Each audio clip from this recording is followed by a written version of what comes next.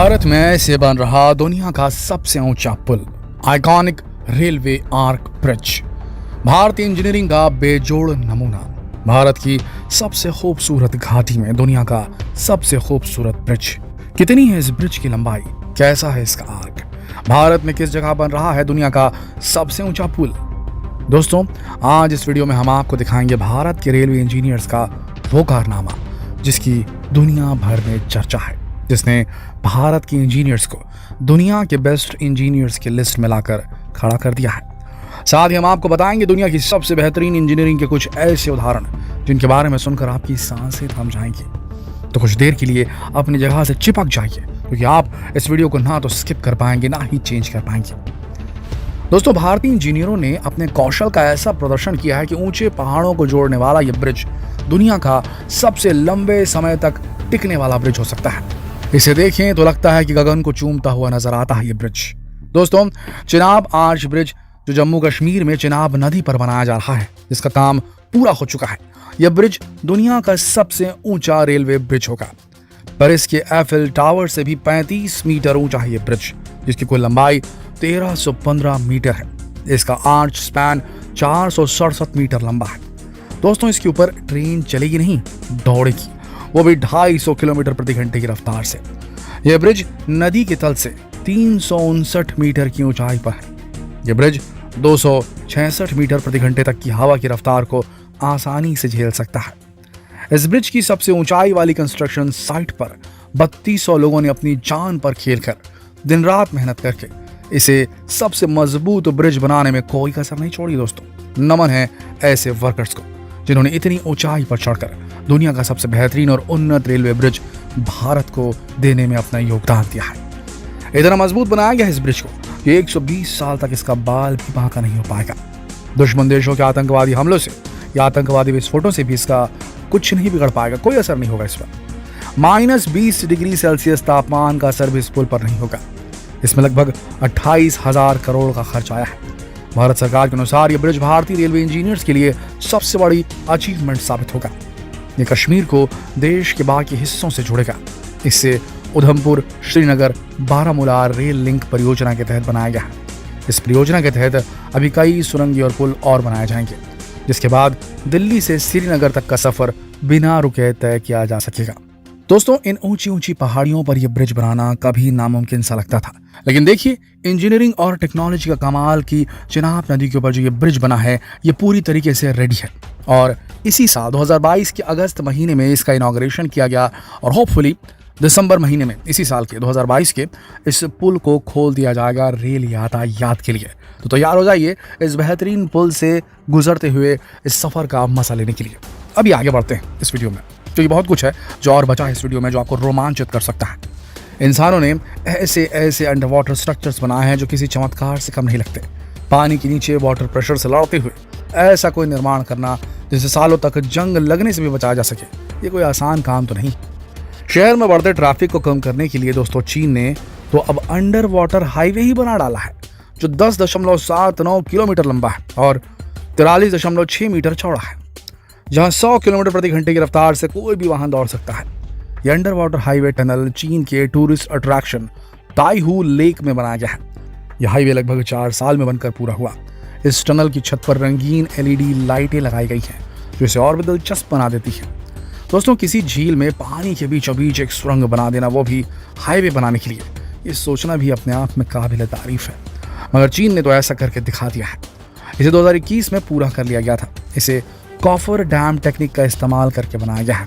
दोस्तों, coffer dam के इस्तेमाल से ही पानी में बड़े बड़े पुल, बड़े बड़े ढांचे बनाए जाते हैं। कॉफर डैम एक सिलेंड्रिकल शेप का स्टील और कंक्रीट से बना हुआ एक मजबूत ढांचा होता है। जहां पर भी अंडर वाटर स्ट्रक्चर बनाने होते हैं वहां उसे फिक्स कर दिया जाता है। इसके बाद इसके अंदर का पानी पावरफुल पंप्स की मदद से बाहर निकाल लिया जाता है, जिससे इसके अंदर की जगह पूरी तरह सूख जाती है, जैसे वहां पानी कभी था ही नहीं। फिर इसी सूखी जगह में कंस्ट्रक्शन का काम शुरू किया जाता है। सबसे पहले पानी में बहुत सारे कॉलम्स ऐसे कॉफर डैम्स की मदद से बनाए जाते हैं। उसके बाद उनके ऊपर टनल बनाने का और अलग अलग ढांचे बनाने का काम शुरू किया जाता है।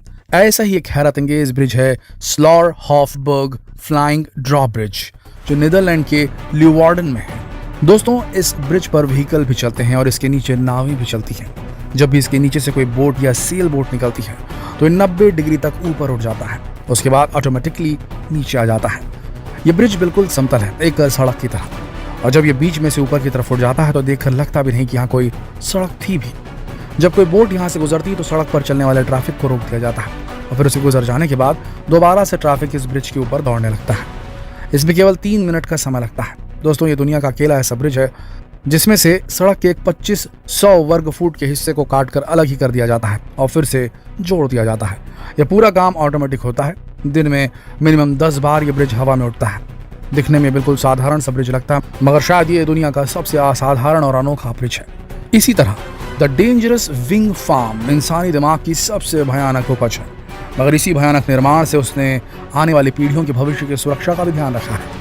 ये पवन चक्कियाँ आपको जितनी साधारण लग रही हैं उतनी है नहीं। गौर से देखिए जरा, ये जमीन की नहीं समुद्र की सतह पर बनाई गई है।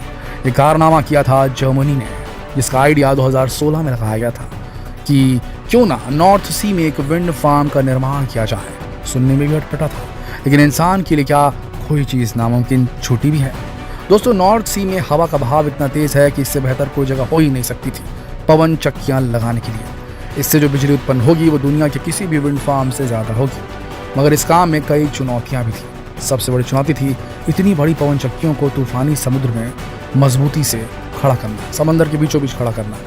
दोस्तों, इन पवन चक्कियों को लगाने के लिए 85 मीटर लंबे और 8 मीटर चौड़े बड़े बड़े पाइप इस्तेमाल किए गए थे। हर एक पाइप का वजन 1300 टन था।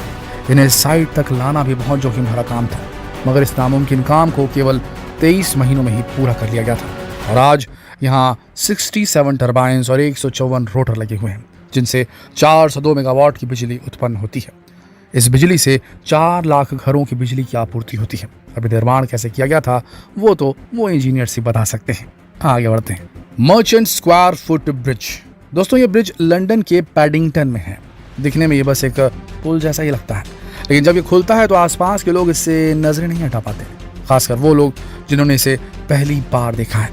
ये वाकई में इंजीनियरिंग का एक अद्भुत नमूना है। जब ये खुलता है तो एक ट्रेडिशनल हैंड हेल्ड फैन के जैसा स्ट्रक्चर बनाता है। इसमें 5 अलग अलग स्टील बीम्स लगे हुए हैं जो हाइड्रोलिक जैक्स की सहायता से ऊपर उठते हैं और नीचे आते हैं।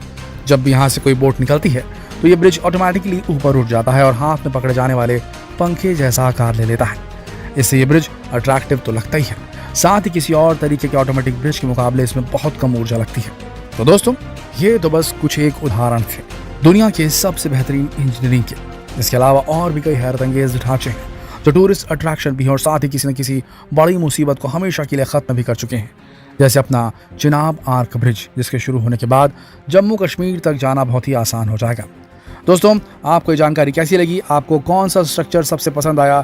जल्दी कमेंट करके बताइएगा। दोस्तों, अगर हमसे पूछें कि हमको क्या पसंद आया, तो हमें तो अपने भारत का बनाया हुआ ब्रिज सबसे ज़्यादा अद्भुत लगा, चिनाब वाला ब्रिज। आपको कौन सा लगा? कमेंट करके ज़रूर बताइए। और ये वीडियो शेयर करना ना भूलें फेसबुक पर, व्हाट्सएप पर, यूट्यूब पर, ताकि सभी अपनी प्रतिक्रियाएं दे पाएँ।